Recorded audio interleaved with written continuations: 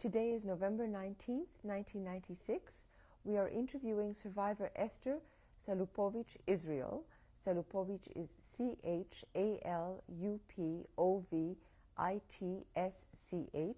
Israel is spelled Israel.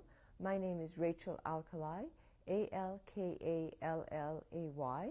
We're conducting the interview in Montreal, Quebec, Canada, and we're doing it in English. Today is November 19th, 1996. We are interviewing survivor Esther Salupovic Israel. My name is Rachel Alkalay. We're conducting the interview in Montreal, Quebec, Canada, and we're doing it in English. Could I have your name, please? My name is Esther Salupovic. I also have a middle name, Esther Sarah Israel. Could you spell Salupovic, please? Chalupovitsch.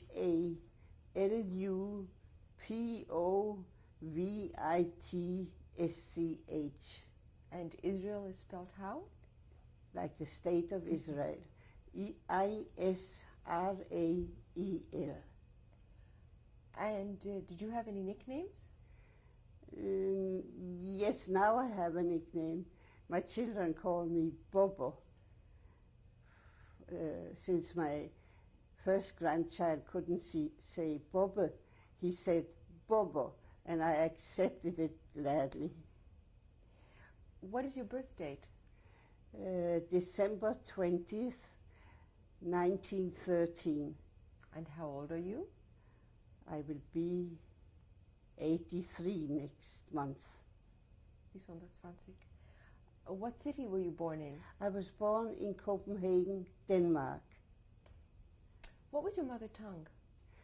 I guess it must have been English, since my parents came from England and they didn't speak Danish at that time. So I spoke English. And then as I grew older, I mixed with the children outside, and my language became Danish. What language do you think in now? I speak Danish and English mixed. What other languages do you speak besides? Oh, I speak Swedish, I speak German, I speak Yiddish, and some Finnish, not very much. What was the name of your parents? My mother's name was Millie, born Silvert, and her middle name was Dobbe Malke in Yiddish. And my father's name was Samuel. His middle name was Samuel Israel, and his middle name was Sabtai. Where did your parents come from? They came from Manchester, England. Were they born there? No. My mother was born in a little village, I guess, in Lithuania or Russia. It was called Kretinga. And my father came from Lithuania, I don't know where from. But they grew up in England and went to school in England. Were your parents very English in their behavior? Pardon? Were your parents very English in their behavior? Yes, very much.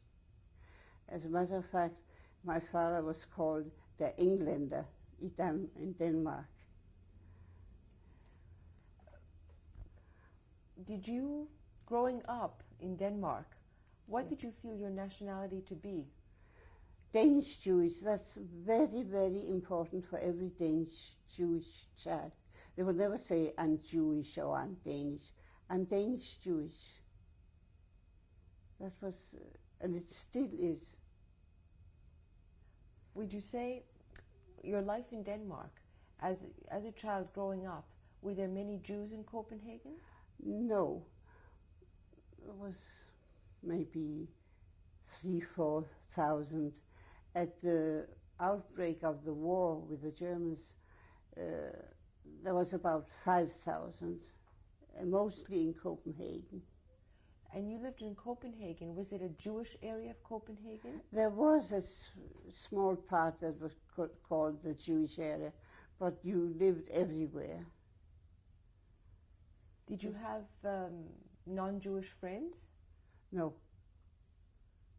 No, because the school was Jewish. It was a private school, and it was Jewish. And not that we spoke Yiddish, but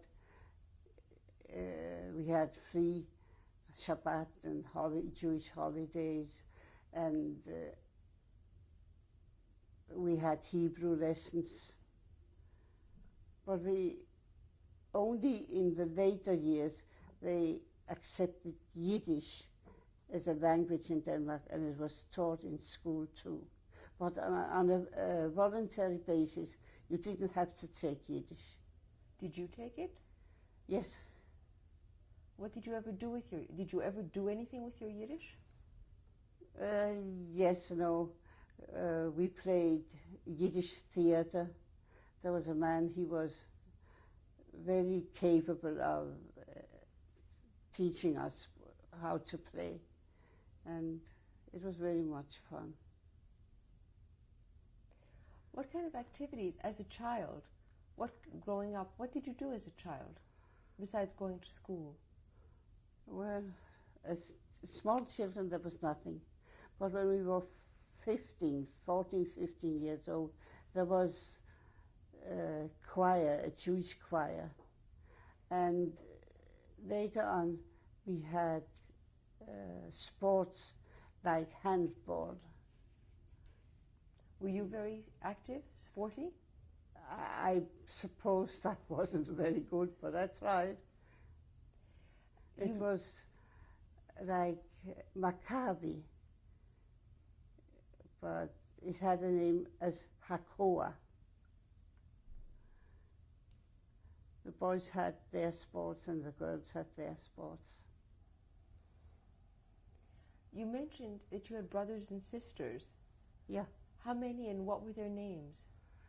I had 3 sisters and 2 brothers. My sisters were Rita, Erika, and Berta. And my 2 brothers were David Victor and Leo Moritz. Where were you in the scale? Were you the youngest? I was the the oldest? first. I was the first. Did you have a lot of responsibilities taking care of your brothers Yeah. and sisters? Yeah. Because my mother helped my father. He was a tailor, and she helped him. And when I came home from school, I took hand of the little one, not of the girls, of the boys, because the girls were more in my age range, down. Your father was a tailor. Was that a common profession for Jewish men in Copenhagen? Yes, there were tailors and there were shoemakers, I would call them. But not so much to make shoes, but to repair it. Were the Jews in Copenhagen, were they prosperous? Some were. Some were. How about, were they very religious, the Jews of Copenhagen? Some were religious. Some were very religious. In which way were they religious? How did they show it? They went to shul every day. They kept Shabbos and Yom Tov and no work on Saturdays and holidays. And they kept for themselves mostly. They were like a group, Machzik Hadass was their name of synagogue. Were you part of that synagogue? My father was when I was a little girl, but later on he wasn't. How did your family practice their Judaism? I wouldn't call it religious, but today many people already would call it religious because it gets lost on the way. In which way? How did you celebrate? Did you keep Shabbat? Or Yeah, and the holidays we went to shul, and Passover was very special. In fact, when we were a family of 6 children, it was always something special. the synagogue that you went to, what was the name of the synagogue? What did it look like? The Masjid Hadas or the other one? The one that you're more familiar with, that you went to. Yeah, that was in Kristallgade. There was a synagogue, and it didn't have any name. What did it look like? It was just a big building behind,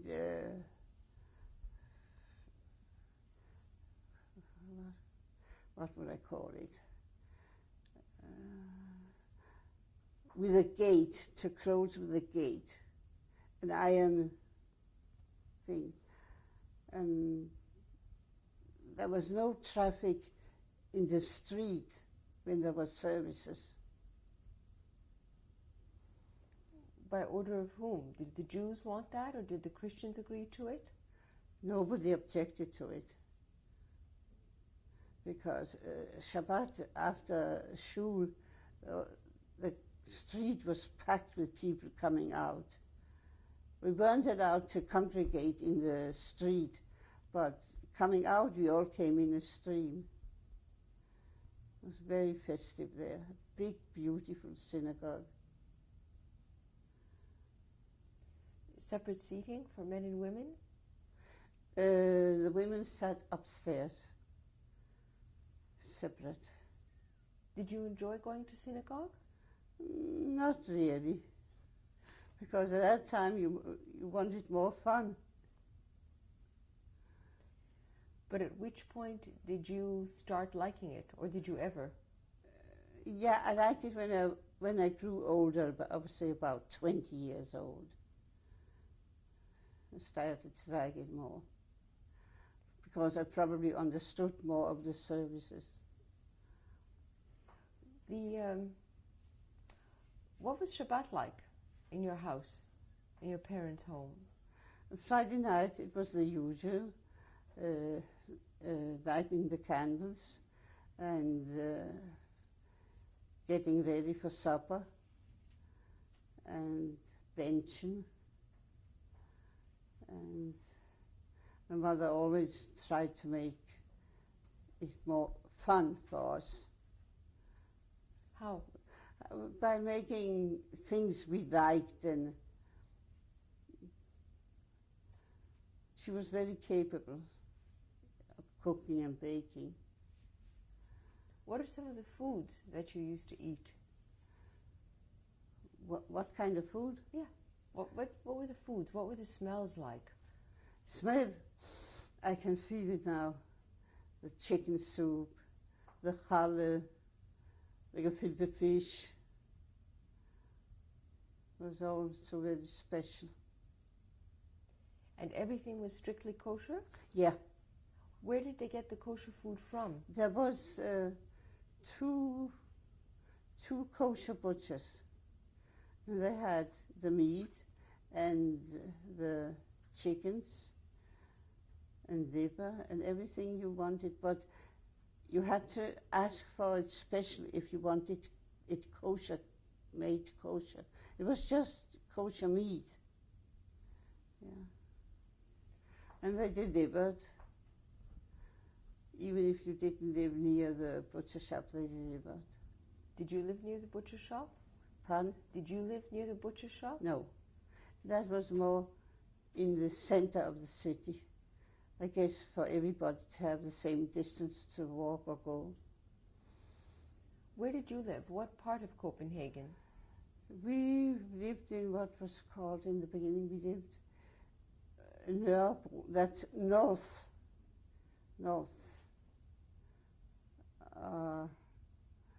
We had about 20 minutes to go to the Jewish school, half an hour to go to the shul. But there were children that lived in downtown, and they, what we called the Jewish section, and they had a long way to go to the schools. There was a school for girls and a school for boys, Jewish schools. Did you go to the Jewish girls' school? Yeah, Did you walk? yeah, mostly. It wasn't far. Did you keep a mezuzah on the door? Pardon? Did your family keep a mezuzah on the front door of the house? Oh, yeah, yeah. How did the neighbors react to that?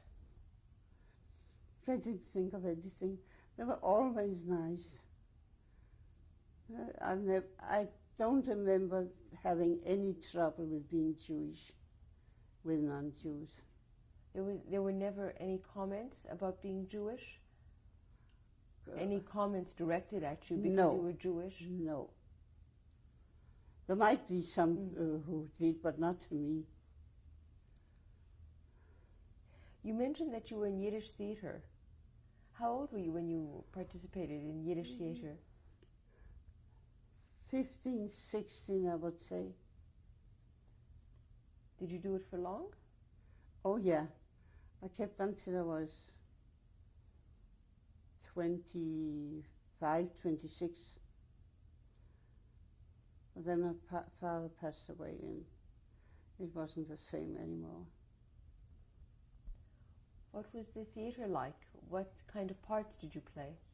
I always had one of the leading roles. What plays?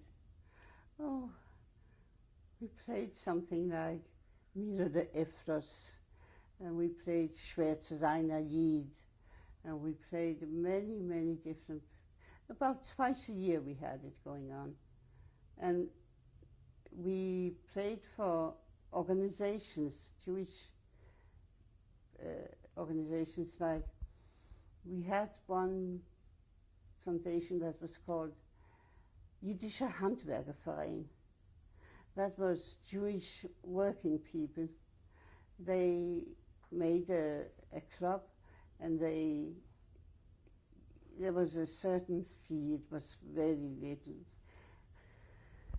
And if you needed some money, for instance, my parents, when my father was sick once, they borrowed money from that place, and it was paid back weekly in 2 and 3 kronas. That's not very much. And the loan was about 100 krona.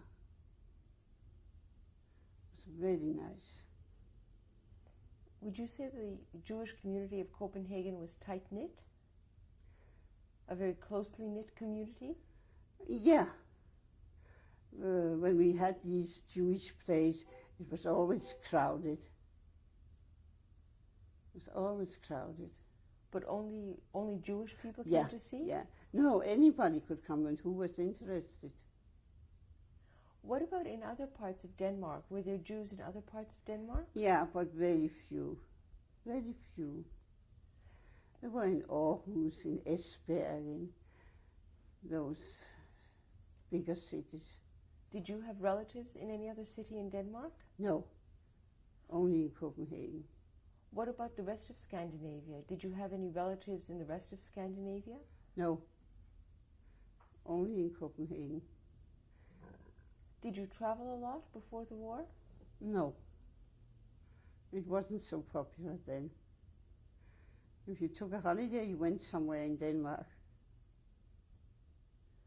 Had you, before the war, had you been out of Denmark? Before the war? Yes, in 1934, I was 21. I went to England, to Manchester, to visit my parents' families. I was there 3 months. It was very exciting. Did you see your grandparents at that time? One grandmother. But at one time, my father's father came to visit us in Copenhagen when my grandmother passed away. So he came. I was 12 years old then. What was his name? Your grandfather's name? Israel. It's true. It's no joke.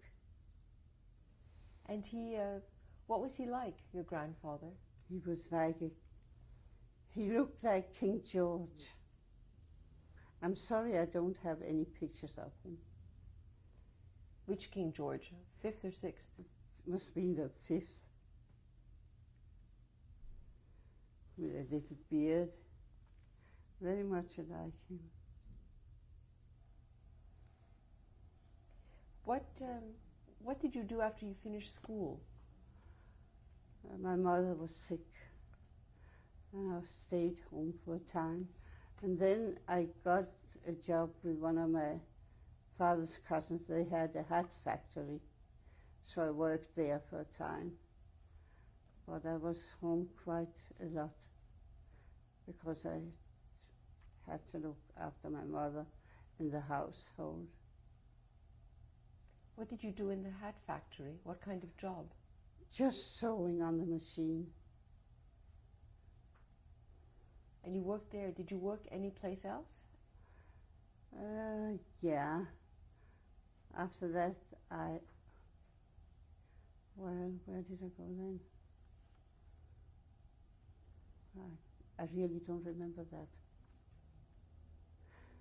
Then I got a job with a friend's husband who had a factory of paint and tar and things like that. And he gave me a job in his office to test the different paintings, if they had to be more shiny or more matte. And that was a nice job. I had it done until the war broke out. And you were testing paints? Yeah. Did you ever study anything about paints? Yeah. He wanted me to come in more in the business. So he paid my tuition to go to university. It must have been university level. It's like an engineer job or so. And that was very interesting. And I kept that till the war broke out and I had to go. Did you have any ambitions working in the paint factory? No, he had the ambition for me. I wasn't really interested in it. But he made it interesting. And he paid, it was 700 kroner, and he paid the tuition.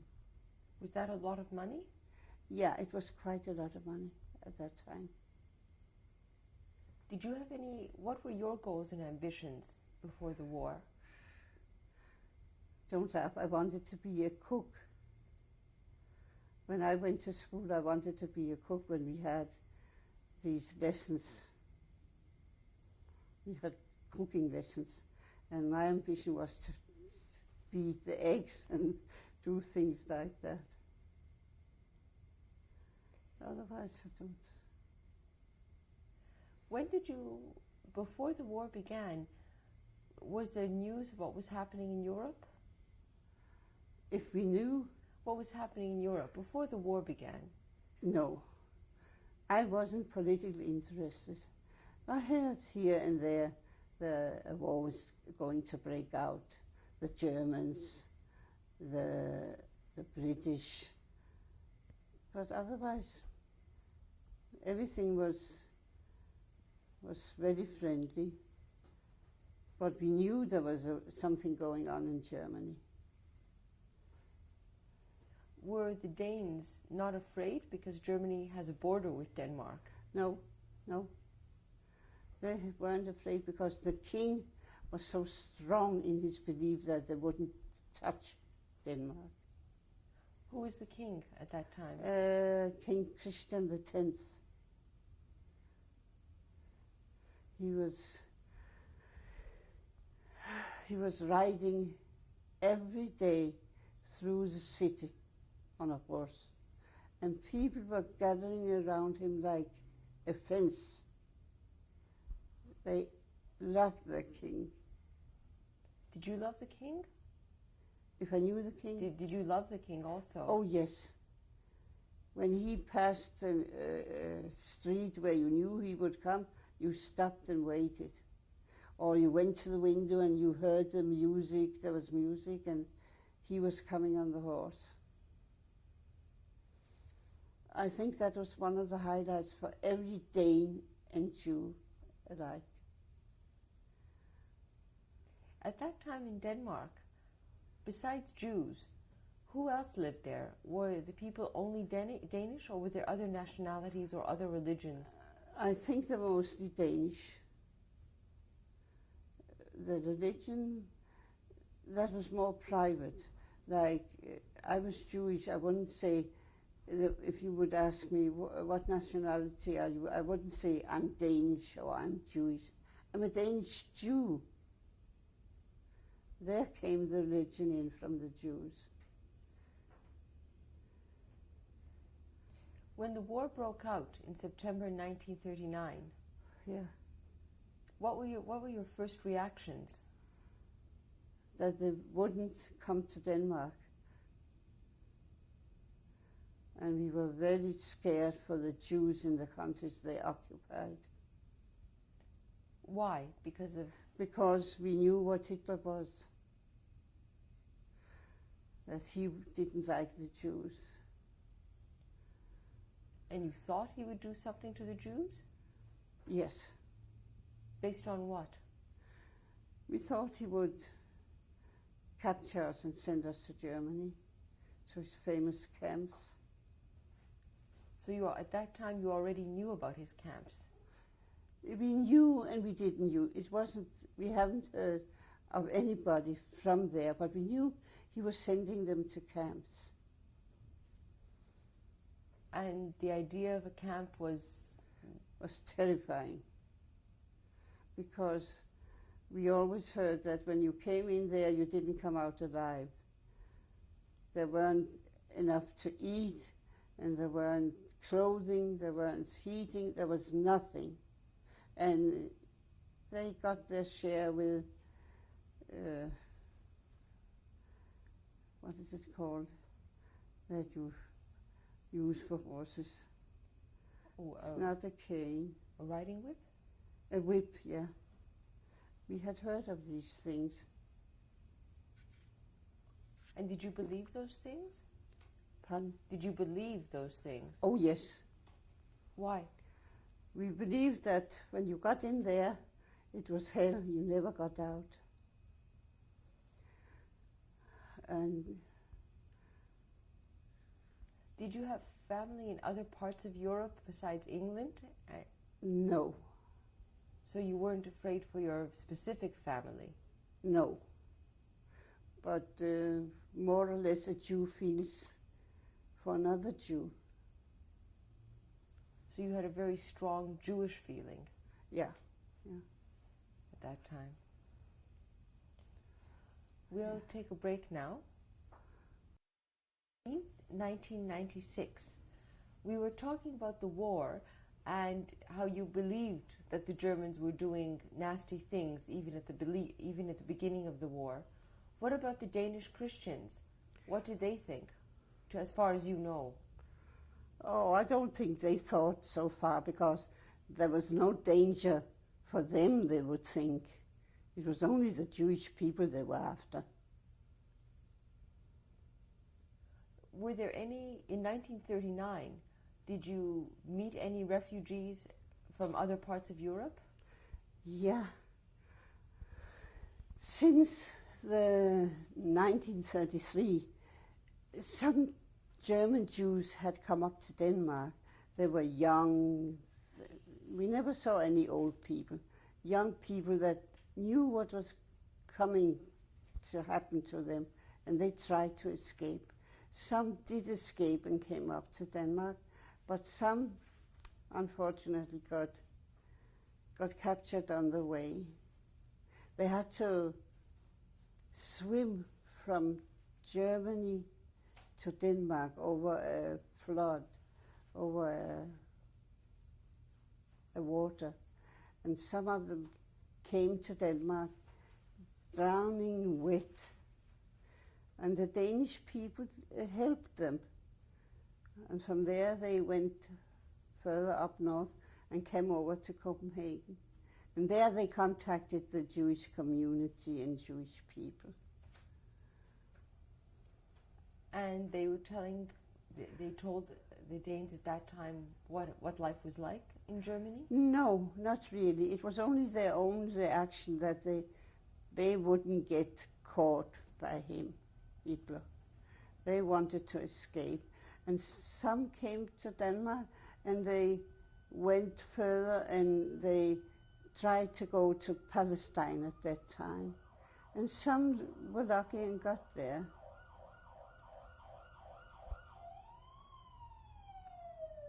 What was your parents' reaction at that time? My father was very sick. He passed away in October 1940. And he was very distressed and upset about the whole thing.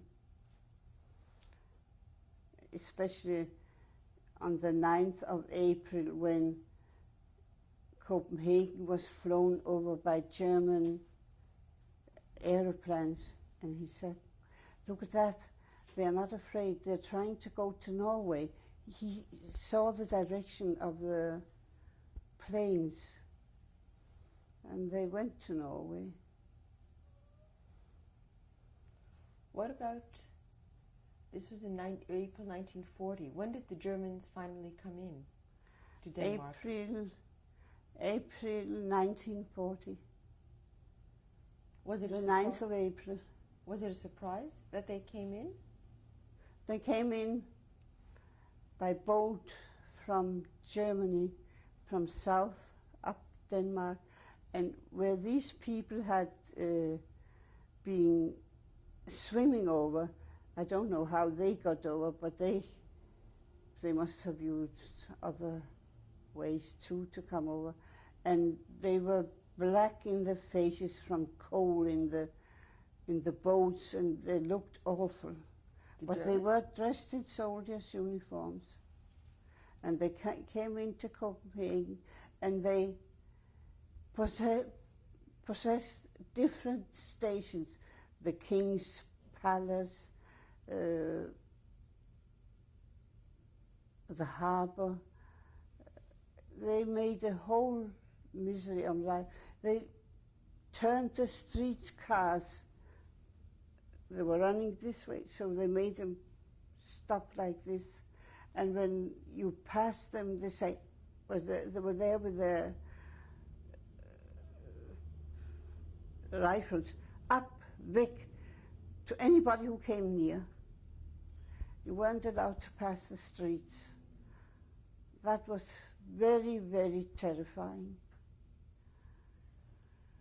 Were you more terrified because you were Jewish? Or? Of course. Nobody liked it, but the Jewish people felt that now it's coming to us.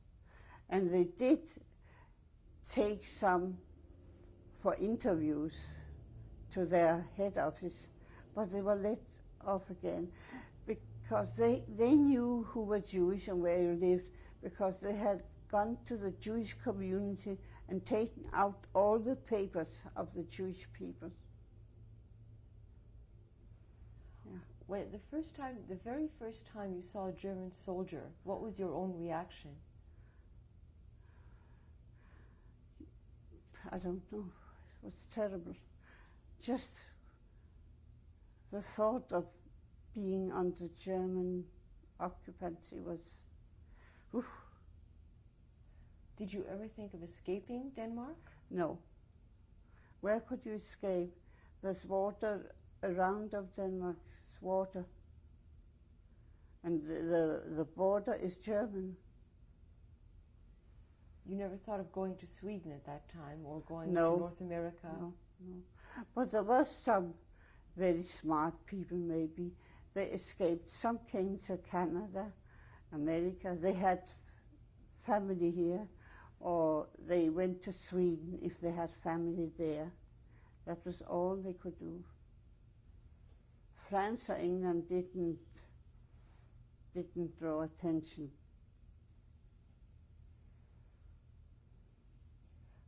Did you look Jewish at that time? Well, I guess so. What did you look like in 1940?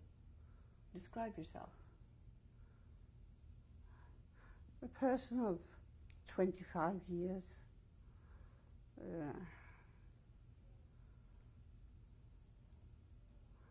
Well, modestly dressed. Some people would say you don't look Jewish, but others would find it right away. Maybe it's the way you act or speak, I don't know. Did you have dark hair or blonde hair? No. It's the same as it. Take the grey away, it's the same mousy color. But you had what color eyes? Blue. Was that typical of the Danes? Yeah. Yeah. What about the rest of your family? What did they look like? Did they... Two sisters were very Jewish looking, I must say. They were dark and they were very Jewish looking. But my two brothers, David and Leo, they were at that time more blonde. And both had blue eyes. My father had blue eyes. My mother was brown.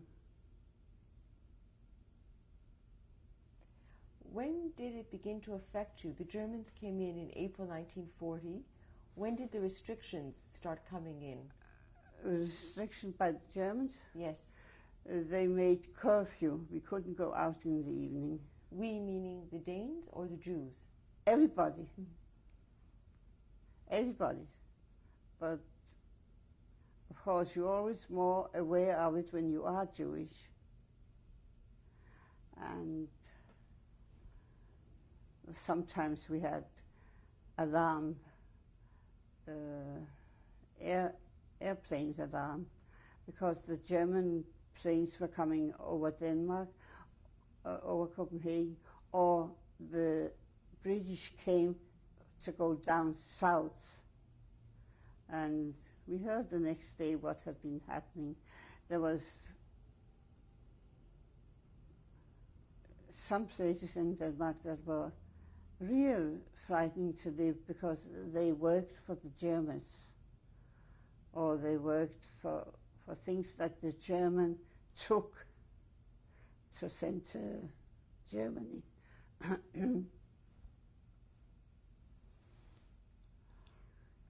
What was the reaction of the Christians to these restrictions? They didn't like it. They didn't like it one bit. They were, if they could help a Jew, they would do it. But of course, there was always those who followed with the Germans. To go to a restaurant in the evening, the Danes would sit and push their chair out so the Germans couldn't pass, and that would start a fight. But that had nothing to do with the Jews. When did you ever hear of a Danish resistance? Yeah. Starting when? When did you hear of it first? Can't say exactly, but when there was a bombing of a factory or something, it could be heard over the whole of Copenhagen. And that was the Danes that did it.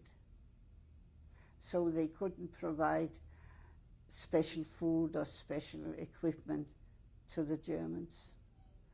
Where I worked in the paint factory, they made tar, and it was made and put into big containers, sealed, and they went out. And I got to know that it was for the Germans. But my boss told me, don't be afraid, it's nothing, because he had ordered that before they put the seal on, to put some sand inside, and that would make that when the wheels of the wagons were running, they would fall off, the wheels would fall off. So in a way he was sabotaging, and that made him very proud. But still he had to surrender and go to Sweden himself. Did you ever take part in the sabotage? No, I didn't know about it. Well, I guess I was, but I made the thing perfect. When the sample went out to the factory, it was perfect. But then the man who like bottled it or put it in the containers, he put some sand in. He was ordered to do that. He didn't care. Did any member of your family take part in the underground? Yes. My brother David was a big shot.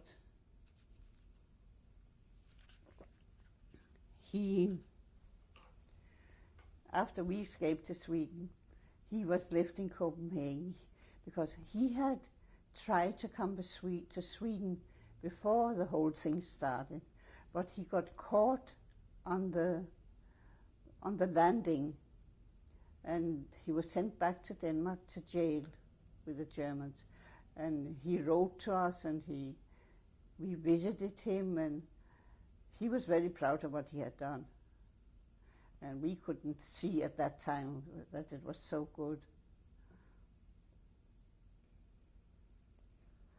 But later on, he got recognition for what he had done. After the war? After the war, he got recognition. 50 years after, the synagogue in Copenhagen had a big festive affair for all those who had worked for the resistance. And there was my brother David, a big shot. He had arranged that the whole synagogue was packed in wagons, in containers, and was shipped to Sweden. And he had a lawyer in Denmark who helped him because he had to have certain papers, that it was a 2-room apartment, and it came over as that. And it was packed that from one end to the other of the synagogue, whatever there was in the tables there was packed, so if you opened one case, you could see what the next thing would be. And nobody would believe that it was David. But as time went by, it got out, and the Queen of Denmark was in the synagogue. It's about 2 years ago, and she gave him a Kiddush cup with inscription and thanks, and he thanked her on behalf of the Jewish people to the House of Monarchy, what they had done for the Jews.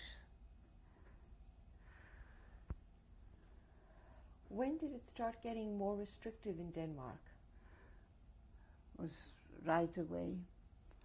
There was no Jewish theater, there was no coming together. You didn't dare to. When you were told that when you come out of the synagogue in the mornings, Shabbos morning, not to stay, just move on. And there was always police to look after us. German police or Danish police? Danish police. I don't think there were any Jewish policemen. So the Danish police were guarding were keeping the restrictions that the Germans had put on? The Germans put on? The Germans had put these restrictions on. Yeah. And the Danes were carrying them out? If they were not letting Jews congregate after synagogue? No, because if some Germans came by, it could start a fight, because there was always some hotheads in the Jewish people. So people did not disobey the restrictions? No, no. What about for Jewish holidays? Were you still able to celebrate Passover, Yom Kippur? Yes, only since 1943. Then it was all up. It was Rosh Hashanah, the 1st and 2nd of October. And in the morning, everybody went to work as usual. In the synagogue, there was somebody who had a message from a German place, I don't know who it was, that don't go to shul tonight. Try to go away from your homes. Don't stay home and make Yontif as usual. So I went home. My sister called me at work, and I went home, and there was no more. We had to leave. So a friend of my brother-in-law, René Olsen, he was a lawyer. He was a friend of my brother-in-law, and he said, if you want, I'll give you a place where to stay. So he gave us the keys to his apartment. He had a cottage, summer cottage somewhere up north in Jutland, and we packed a few things and we went to that place. We went to the central station, and they were packed with Jewish people as if they were going on holiday, with suitcases but not in a good mood, with the heads down. We didn't greet anybody. And when the train came, everybody took their different places to where they were going. And finally we arrived at the place, but we were not 2 or 3, we were 10 people. It was my mother, my sister Erika, my sister Bertha and her husband Willy, and his parents, and his auntie and uncle, and a little girl, and my brother Leo. We were altogether 10 people that had to move up to that house.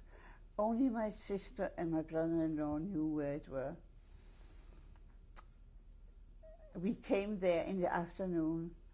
There was no yontif, there was nothing. We went to bed there, and in the morning my brother-in-law got up and he was going to the store. There's a little store, to get some milk and whatever we needed there. And then that went on for 2 days. Then the owner of the house, really, René Olsen, he came up and he said, I'm very sorry, people have found out that there are people up here and you can't stay. So we packed again what we had, and we wanted to go to the coast where there were boats. But then we found out there was curfew up there. We came to the shore and there was no boats. It was forbidden to have any such thing near the water. So we went to the police station, and the police master said, I can't help you. You can come in here, but I can't help you. They come in several times during the night, the soldiers, and look for people. But I'll help you so much. He gave us the key to where the harbor men had their storage, and he gave us a flashlight. And we went there, and he said, don't use the light in the place. We went in there, we closed the doors, and there we sat for a whole night and heard the Germans pass by. They have a certain kind of walking when they march, and that was very knowledgeable. I don't know if it was 5 or 6 o'clock in the morning, the curfew was over. So we had already planned, we were going to Copenhagen. we went to the train station, and we were very lucky. We got the first train into Copenhagen. And from there, my sister Erika, she was working in a bank. And she called them and they said, "Where are you? What are you doing?" She said, "We don't know what to do." So they said, "Come up right away." So my sister Bertha and her husband and parents, they went to their home. And my mother, my brother Leo and Erika and I, we went to the bank. But before that, Erika and I, we wanted to go home and pick up some clothes. We had what we were wearing. And when we came there, Østerbro, Rysgade, we lived in Rysgade then, we couldn't get in. Somebody had tampered with the lock. There were windows in the doors. So we sent downstairs for a man. There was a glassmaster downstairs. We asked him to come up and open the door. He said, "I wouldn't do it if I was you." So we said, "We have to go in. We have to get something." He came up and he knocked out the windows. And by knocking out the windows, he could open the door from inside. So we went in and took a few things, and we went to the bank where she had been working. The curtains were down and it was said closed. And we got in there and they helped us as much as they could. At the bank? At the bank they helped you? Yeah. How did they know to let you in? If the doors were closed, how did they know to let you in? Well, I think my sister Erika knew how to get in there. Were you at any point at that time, did you ever have to wear any Star of David? No. The stories about the king wearing the stars is not true either. He had said, "If anybody is going to wear the star, I'll be the first." That's what the King Christian said, and everybody respected him. When he said that, how did it make you feel as a Jew? Good. Because the Danish people stood behind him. There'll always be some bad apples. So when you went into the bank to hide, yeah, this was between Rosh Hashanah and Yom Kippur. Yeah. What had you done for Rosh Hashanah? Nothing. We were just up there in the house. Did you pray? Did anybody pray? No. Just what everybody prayed for himself. There was no Yontif atmosphere. Could have been any other day. In the bank, when you got into the bank, where did you hide in the bank? Well, it was closed, so we went in the back of the bank, and they provided sandwiches for us and made us feel comfortable. And Leo, my youngest brother, he was so sick. He had the flu, and he ran a high temperature. And when we went out of the hut from the harbor workers, he said, "Let me go. I want to drown myself. I don't want to get taken by the Germans." He was so sick. We had to capture him not to go. But the bank people, they had contact with different groups of resistance people who helped people over. And we could hear they were calling if they had place for apples, oranges, potatoes, how many. That's the way they handled us. We didn't know who they were talking to. But then in the evening, Mr. Hansen from the bank, he said, "You're coming home with me tonight." And we were only too glad to go. But when we went in the taxi, we had to be low that nobody should see us. How did the taxi driver feel about that? Well, they have certain taxis. Not every taxi driver was a driver. So who did they take? Who did Mr. Hansen take with him this time to his place? When we went, Yeah, it was you and... my mother and Erika, Leo. No, Leo went with my sister Berta and I. Only the three of us went home with Hansen. And we got something to eat and we washed ourselves. We hadn't been washed for several days. And I think we had some clothes we had taken from home, Erika and I. And then we went to bed. We felt like stones. And in the morning, we were there the whole day. He came in the afternoon and he said, now we are going to the boats. But it wasn't like that. We had to go to Bishop Plum. He had a bishop. He had a big house and garden and everything with staff. And we came there. It was filled with people, Jews and non-Jews. And we were made very, very welcome. And those who wanted to pay, he said no. But if you have ration cards, like sugar and tea, coffee, milk, bread, I'll gladly take that. So we all got rid of our ration cards. And we stayed there till evening. And then we were really shipped out to the harbor. This Bishop Plum, he was a bishop? Yeah. A Lutheran bishop? I don't know. And my mother told him that my brother was in prison because he had tried to escape to Sweden. He said, I'll look into it. And he got him out and he sent him to Sweden. What was the feeling at Bishop Plum's? You felt welcome, but what was the general feeling? Oh, here's a person who's helping us. Some who wants to murder us and who wants to help us. Was there any feeling of fear in general? Oh yeah, everybody was frightened. Because the Germans were everywhere.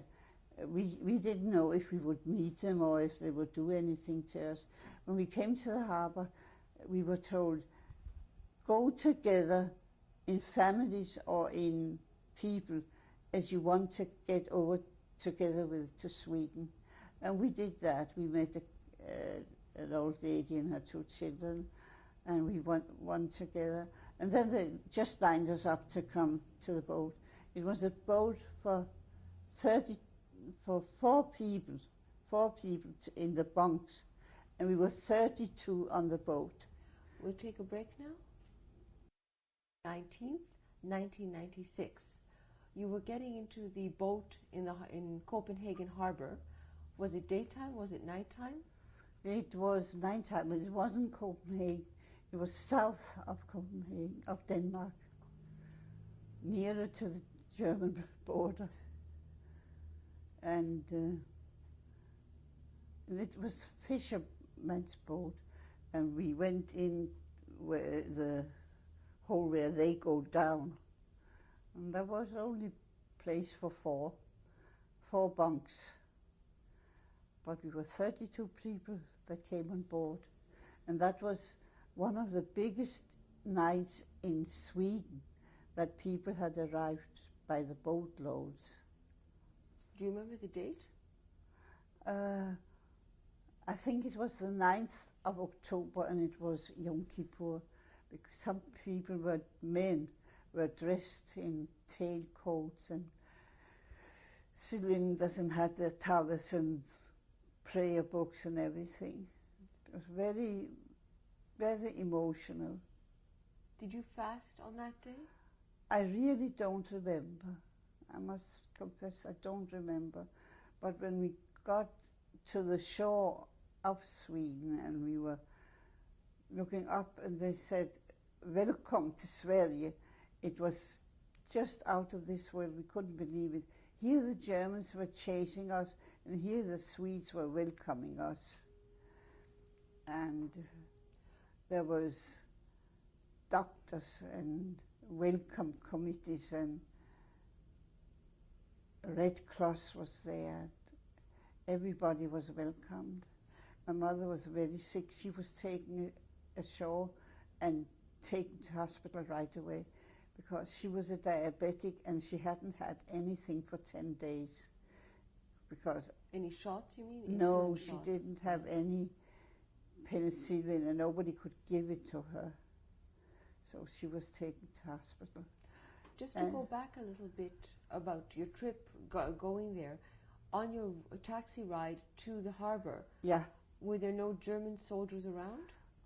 Yes and no. We were told not to be frightened if we were stopped by soldiers because they were paid to let us get through. And I was in a taxi with my mother and an old lady, and the others went by trucks, the big trucks. And the truck was really stopped, but it was paid for and they went through. But it's another scare on the way. You never know what happens.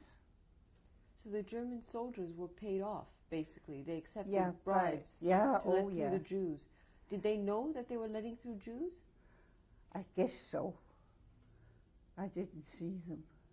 But there was lights coming from their truck, so we knew it was them.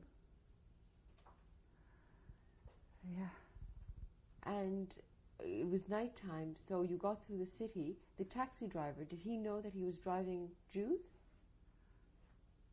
I guess so, because what were so many people going to the harbour for in the evening? Did you talk at all with the taxi driver? No, we were not supposed to talk to anybody. And before we came to Bischofbrunn, I remember now, we had to stay in a hotel. But Mr. Hansen, who was with us from Denmark, Copenhagen, he said, don't talk to anybody. Don't go out. Don't look out in the window because there are people here we don't want to see. And there was a whole scandal down there because they were fighting with the Germans or whoever they were. Maybe they were Danes. But we got sent food up, and if we wished something, we had to tell it to the person that came up, not to go out in the lobby. And that was a frightful night too. But, so on the boat trip, what was the boat trip like from Denmark to Sweden? It was horrible. It was a storm night, and the waves were very rough, and it was like going in zigzag the whole way. So once we asked the man on the boat, why does it take so long? It shouldn't take so long to go to Sweden. He said, you're lucky you'll get there because we are being chased by a German boat. And we didn't have any light on our boat, but they had and was looking after us. But we escaped. You never know when luck is on your side. What did you talk about? Did you talk at all during that boat ride? No. People were throwing up. They were seasick. It was horrible. We hit against the wall and the other wall because there was nowhere to move. And there was a girl that fainted.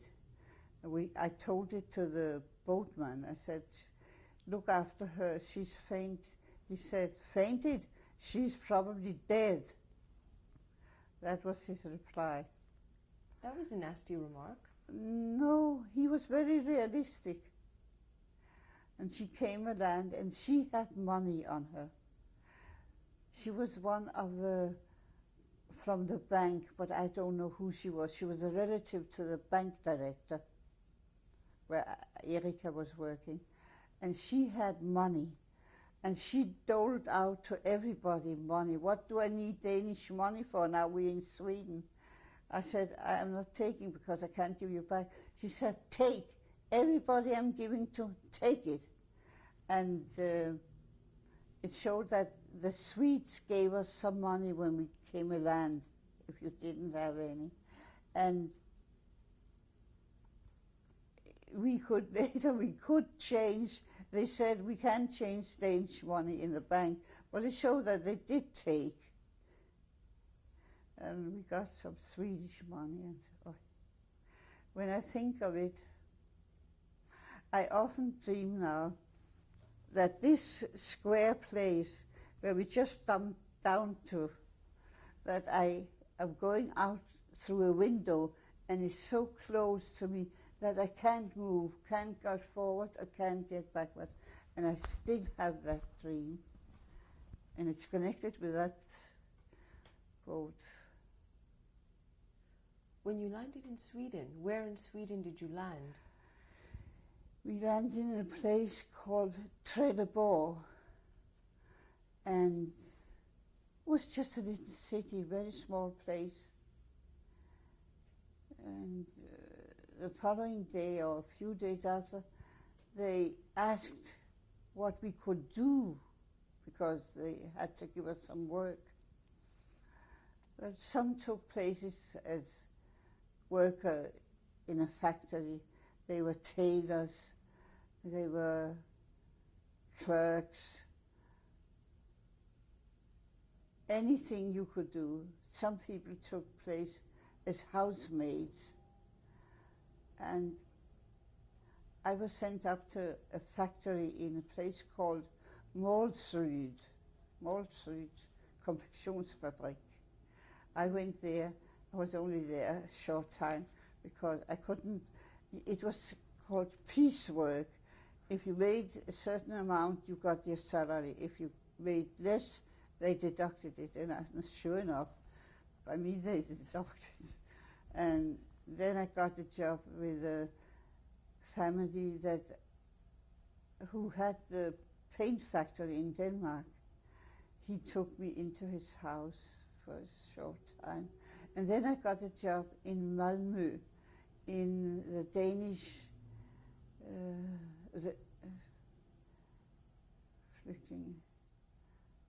refugee, the Danish people who had escaped. They were called Royal Danish Refugees. So a friend of mine was working here, and she got me a job there. But just to typing, I didn't do anything special. Where did you learn Swedish? Well, it's very easy if you hear it when you know Danish. It's just an accent. Very few words are different. So you just picked it up like Yeah, that? yeah. Most people did. Did you feel comfortable living in Sweden? Yeah. Of course not at home, but you worked, you got some money, you ate, you had a room somewhere. What about the war at this time? What had you been hearing of the war in Europe, in other parts? At this time I don't remember, but later on, D-Day, was it the 6th of June, as I recall? Yes. Was D-Day, and then we knew that it was coming nearer to an end.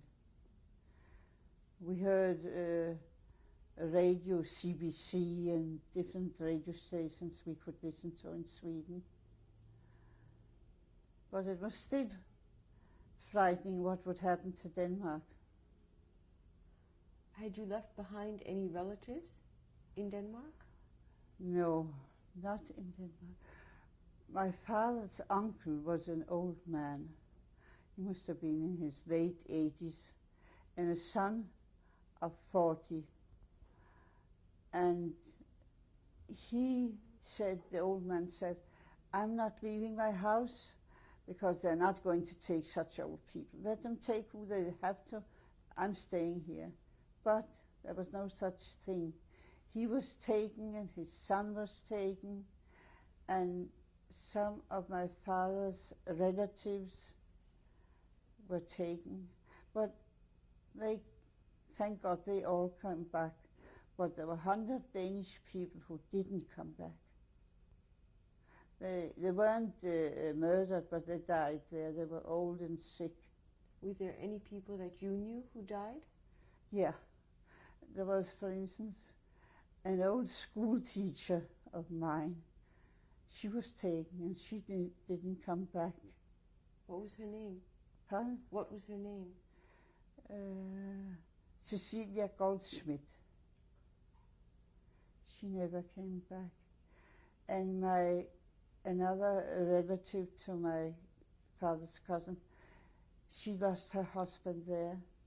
He was very sick, and she had him cremated there, and she came home with a little box of ashes. That was her husband. So had you been hearing, in 1944, did you know about concentration camps and what happened in them? No, no. In Sweden it went very slowly through the mines. They didn't arrive. Later on, I don't know when it was, must have been in 44 or 44, there was an announcement over the radio, I think, that Red Cross had saved some people from Theresienstadt, where the Danish Jews were, and they would arrive here at a certain time. I went there, and many, many Jewish people from Sweden came there, and true enough, they arrived in Red Cross buses, and the sight of these people was unbelievable. And they had been driving through Denmark from Germany, and they said that when they came to the border, and that were only Danish Jews, and that when they came to the border of Denmark, people were waiting, and they threw things to them, like flowers and flags and food, and it was just, they couldn't believe it.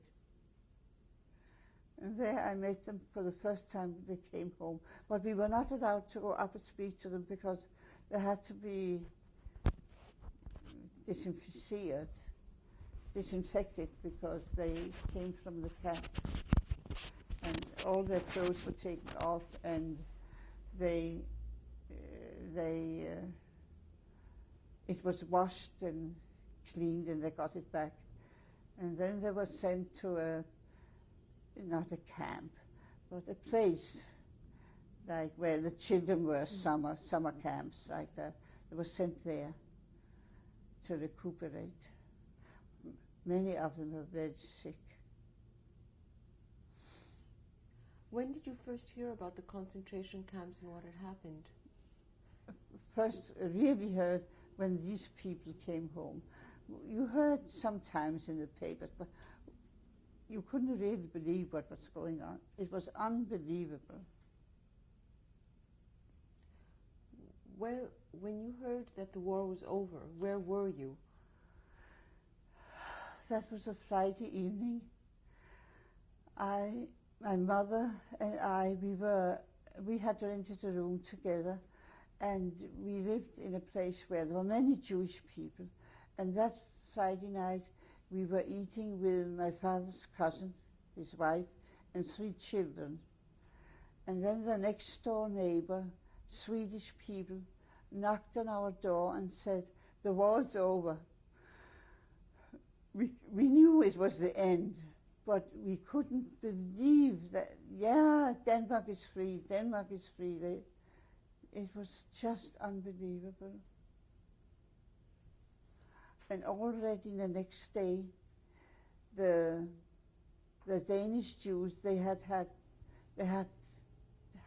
training in Sweden as soldiers or whatever, and they came through the city. They were going home with the first boat that left Malmö to Copenhagen. And they had tea and coffee and chocolate and cigarettes All the things they couldn't get in Denmark, they had in their bagage, in their luggage. When did you go back to Denmark? At that time I was working in the refugee office. I just wrote very simple things.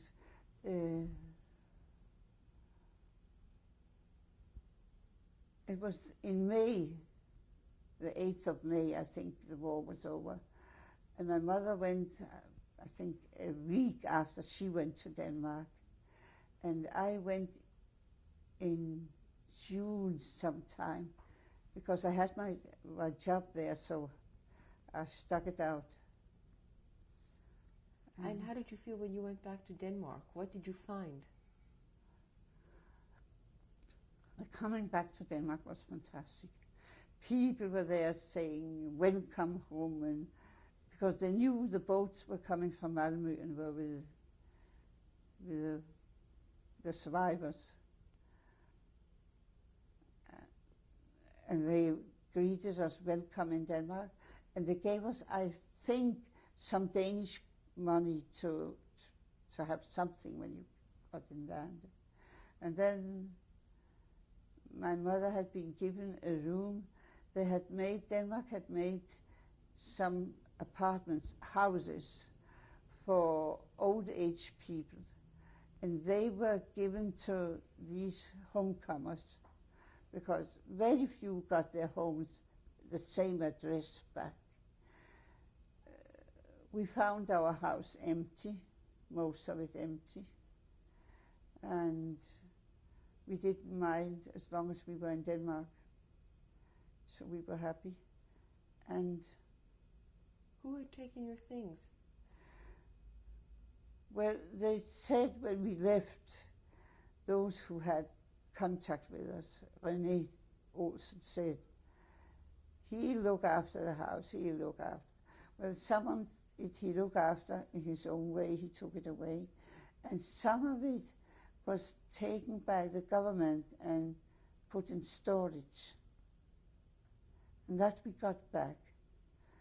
Many things were missing, but they were very, very large, the Danish people.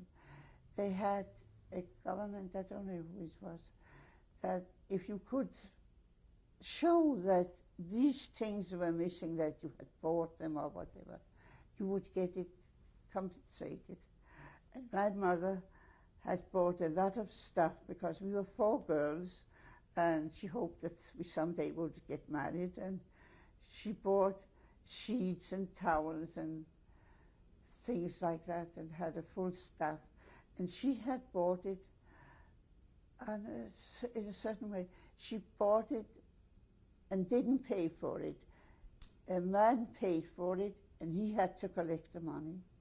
And that's how my mother had the receipts for all the things she had bought. So we got paid for everything, I must say. By the Danish government? Yeah.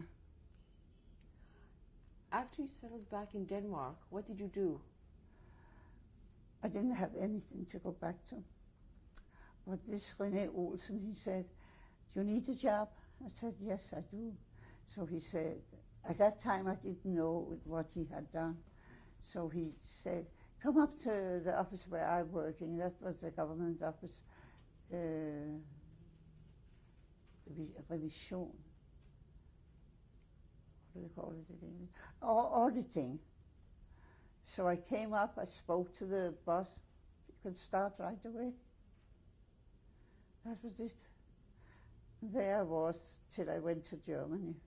How did you go to Germany? There was a big advertisement in the paper on a Sunday morning. I think it was the 1st of January. And it was looking for people who knew English, German, any other language. So my brother David said to me, that's a job for you. I went and I got the interview and I got the job right away. What year was this? Pardon? What year was this? 1946. And there was 1 year from the 22nd of May, 90, what was it? 45, 46 till 47, 22nd of May. Where in Germany were you? What did you do? I was in Frankfurt. I lived in Frankfurt, but the office was in Frankfurt, and I lived in Offenbach. That's just outside. And it was a fantastic job. What were you We didn't doing? have anything to do with the Germans. It was called civil service. They had telephone to listen to, and some had telegraph, telex, and I had that job with the telex and telegrams. So if there was a telegram that said, "Meet me Thursday, 2 o'clock," we kept the telegram to 2 o'clock before we sent it out, because in case there was something, they couldn't do it. Did you have contact there with survivors from the camps? Yes, I certainly did. That was because of the GIs, the general soldier. They were called GI, and they had trucks to their disposition, and they could take stuff that nobody could get to: toothpaste, toothbrushes, necessities like soap, all kinds of things. You name it, and they had it. And on Sunday mornings, we would gather in the Jewish Welfare Board, as it was called, and we would have food from the kitchen, sandwiches, and stuff to give to the children or people there. And we went to different camps. This paper there tells of some of the camps, so you can take it and read it. It was fascinating, that work. And we were allowed to take letters from the survivors. They had family in the States. That was the big thing. And they contacted them, and sometimes the letters got crossed out because of censorship. But when we took the letters, our letters weren't censored, and the chaplain, the rabbi, he said, "If anything gets in your way, just refer them to me." And there was never anything. And I had letters from a family that I contacted in America, and they were so grateful. At that time, nylon stockings was something very, very special. And they sent me 6 pair of nylon stockings because they had gotten contact with their family. I was so grateful. What was your reaction when you actually met the survivors and you heard their Pity, stories? pity. They were dressed in rags. Those small little girls, boys you couldn't see, they were draped around the head, and they looked like a bundle of old clothes. But the children were all happy. They were all happy there. But they looked, if a little boy was 6 years old, he would look like 12. They had aged so quickly, these kids. And they thought the world when these people, we came in, because some of them came in jeeps, and those who came in jeeps, they took the children on rides. Oh, that was fun. And then we took them on trips. We could take up to 100 people at a time in a big truck, and we would go to somewhere in the country place, and we served them sandwiches and ice cream and oranges and bananas, whatever we could get hand of. And the most exciting things was when they danced around with us. Oh, they were so happy. Happy little kids. How did you feel being in Germany, knowing what they had done? When you went in the street, for instance, and we were dressed in uniforms, the children would come up and say, "Cigarette for Papi." We never answered. But if you were smoking and threw it away, and if you don't stamp it out, they would pick it up. But sometimes you felt pity for these little kids too. One missing an arm, one a leg. What had they done? When you finally left Germany, where did you go back to? What? When you left Germany, where did you go back? Back. The 22nd of May, 46. No, but when you went back to when you left Germany, you went back to Denmark? Copenhagen. You had to go back to the station where you lived. What did you do then? Then I had gotten engaged in between. Well, how had you met your husband? Before I went to Germany, he came to visit his sister. Where was he from? He was from Helsinki, and his sister was married in Copenhagen, and we knew her. And he came to Copenhagen. I hadn't seen him. I didn't know she had a brother. And then she came over, a future sister-in-law, and she said, "Esther, my brother is here from Copenhagen. He wants to go out. Would you like to join him?" I said, "No, I'm so tired tonight." "Oh, do me a favor." "Okay," I said. And that was it. Did you know right away that you wanted... Yeah. He asked me to come to Finland. I said, "No, I'm going to Germany." "Oh, leave that and come to Finland." I said, "No, I've decided to go to Germany." And we corresponded.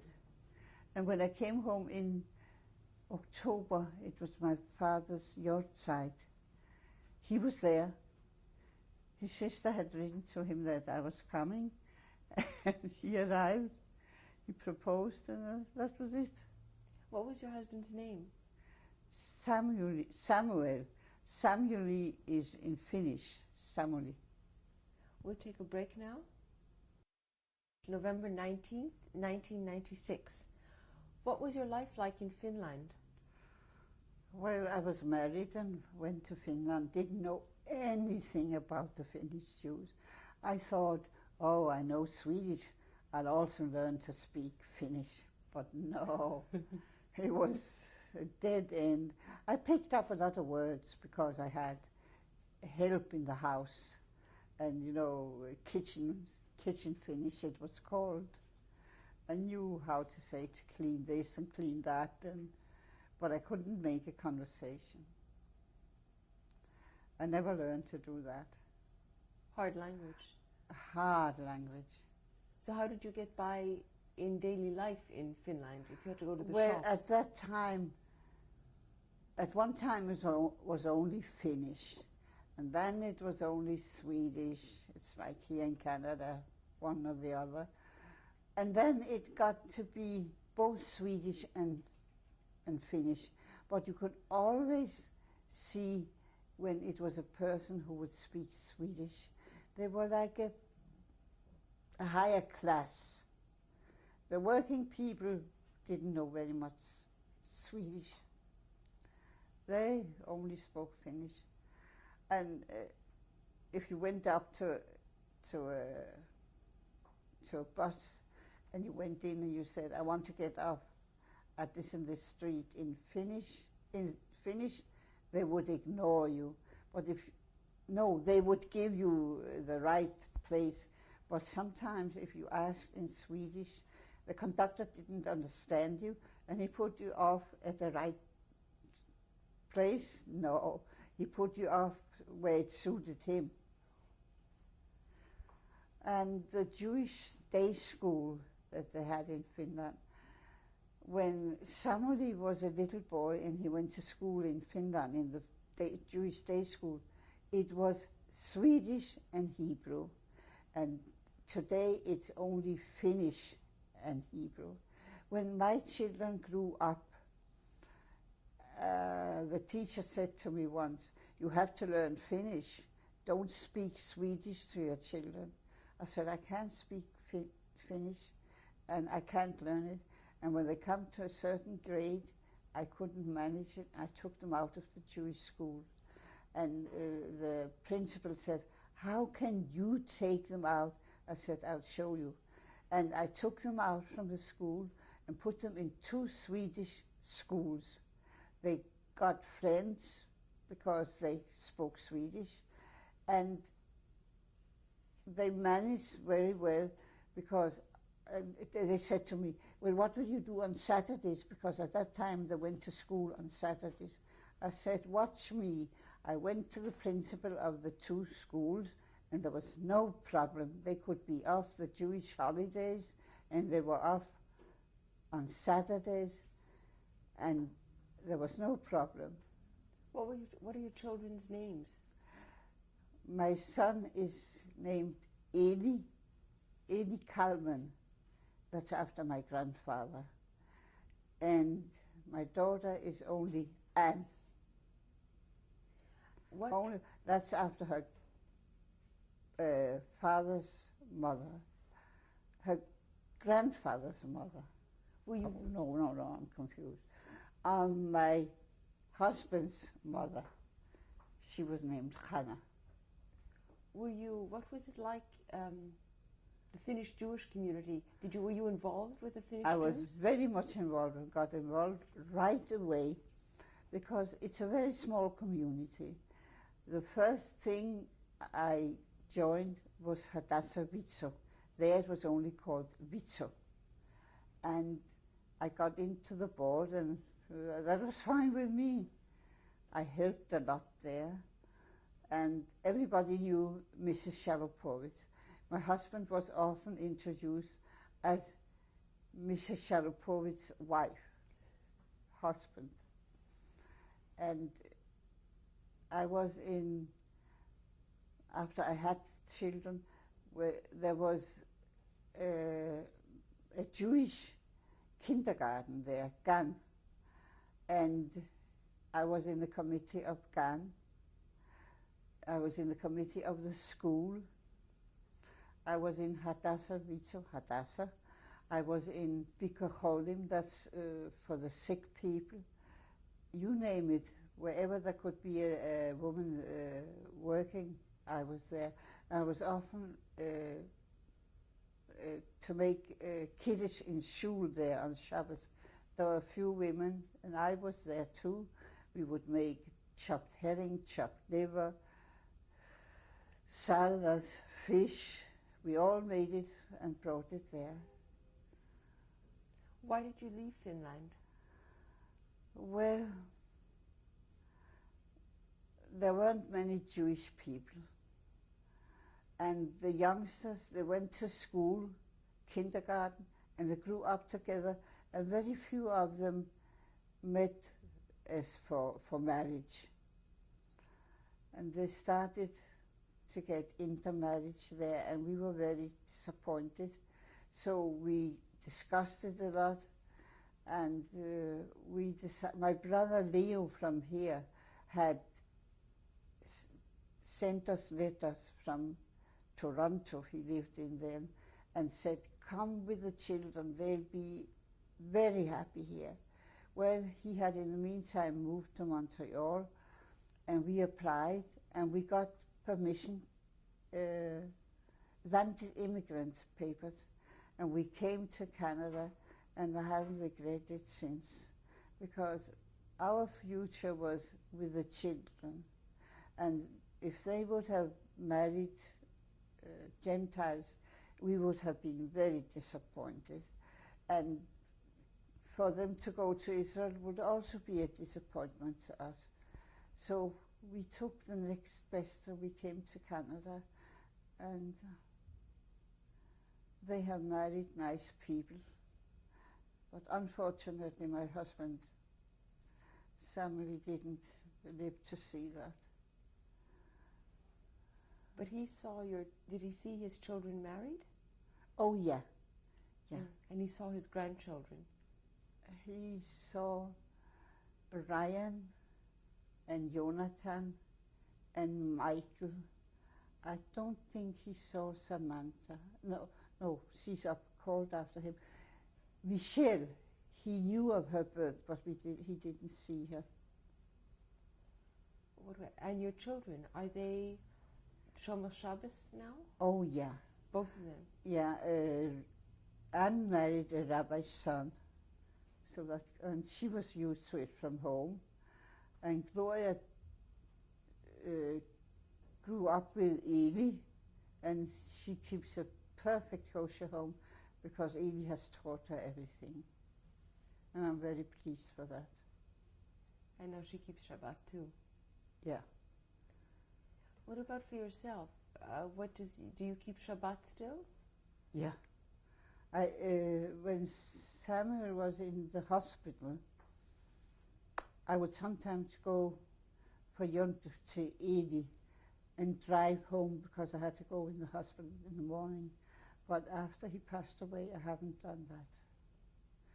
I only went to him when he was sick in the hospital on Shabbat in Yom Tov. What about yourself? Do you believe in God? Yeah. Did you believe in God during the war? Yes, because the way you say, oh, God help me, there must be a belief. Why do you think you survived? What? Why do you think you survived the war? Why they survived? Why did you survive? Because I had the opportunity to get help in Sweden, where we weren't afraid. I don't think I would have survived in Denmark even without being captured. Do you have any message that you want to leave, that you want to tell people?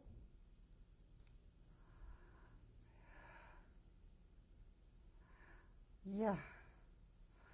To be good to each other. Don't make trouble. Believe in God, I do.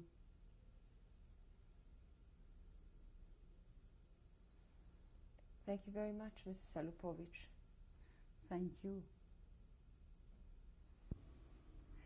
This is a picture of my father and mother when they were engaged. It must have been in 1912, I guess.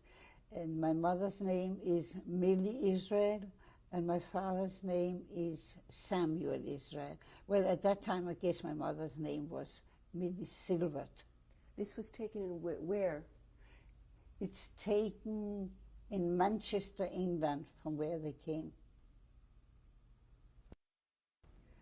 This is the picture of my grandfather, Shmuel Kalman Silvert. I don't know how old he is. He must be in his 70s here. And it's taken in Manchester. He came from Lithuania. I don't know what year. This is a picture of me. I'm about 8 months. That's in Copenhagen in the early 1914. And my name is Esther Sarah Israel. And this is also me, Esther Sarah Israel. I was on a visit to Manchester from Copenhagen. I'm 21 years old there. This is a picture of my parents, Millie Israel and Samuel Israel. They're both 53 years old. In June of 1953, the same year in October, my father passed away. In what year was this? What year? 1953. 1940, your father passed away. Oh, yeah. Stupid. This is a picture taken on a picnic with the little children from the displaced person camps. And I'm in the middle here with a little girl. And it's taken in Germany in 1946.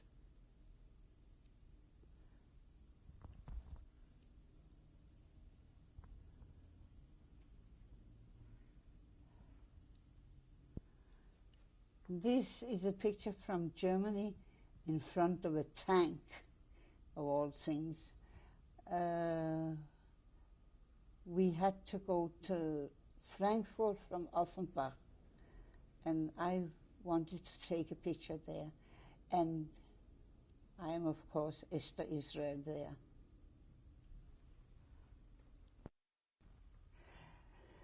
This is a picture of me, Esther Israel, with my future husband, Samuel Sharopovitz, taken in Copenhagen in the October 1946. And this is a picture on our wedding day in Copenhagen, 3rd of August 1947. That's my husband and his sisters and family.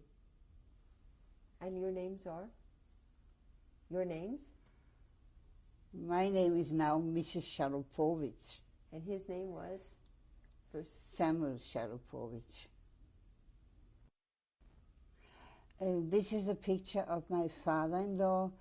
His name is Pesach Sharopovitz, and my husband Samuel Sharopovitz, and myself. It was taken on my father-in-law's 70th birthday, 10th of January 1951. In where? In Helsinki. This is a very precious picture. It's taken the day of our arrival to Canada in Quebec City. We came with both from Liverpool in England. It's Samuel Sharopovitz and me, Esther Sharopovitz, our son Eli Sharopovitz, and our daughter Anne Sharopovitz. And this was in what year? July the 9th, 1968. Here's a picture of the family again with my brother Leo Israel and Samuel Sharopovitz, my daughter Anne, my son Eli, and the little Ryan. And this is taking around 1986 in Montreal. 1996? Okay. And this is a picture of my daughter and her family in Israel. It's Anne and Ira Kravitz and their 3 adorable children, Jonathan, Michelle, and Samantha.